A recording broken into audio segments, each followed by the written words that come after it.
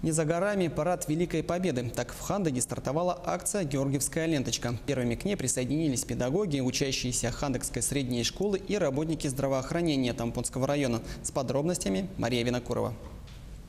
Когда-то ими награждали лучших солдат, отличившихся перед Родиной. В преддверии праздника Победы георгиевские ленточки раздают каждому как возможность выказать уважение к подвигу народа. Учащиеся Хандыгской школы вышли на оживленные улицы, торговые точки, общественные организации, учреждения, банки. Жители принимали символические кусочки ткани с благодарностью и волнением. Победа, мир, счастье, здоровье, главное. Понимаете, свобода.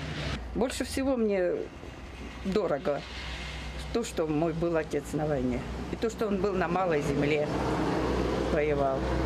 Вот это мне очень дорого.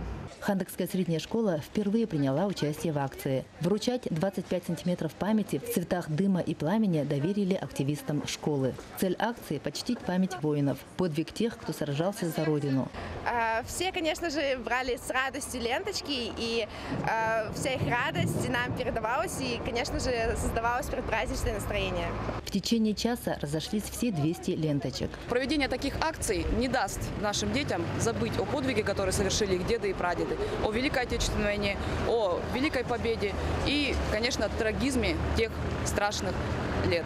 Параллельно георгиевские ленточки в количестве 200 штук раздали работники здравоохранения. Столько же вручат гимназисты. В этом году Хандыгская поселковая администрация выделила 600 георгиевских лент. Больше половины из них уже гордо носят и стар, и млад. Мария Винокурова, Хандыга, Тампонский район.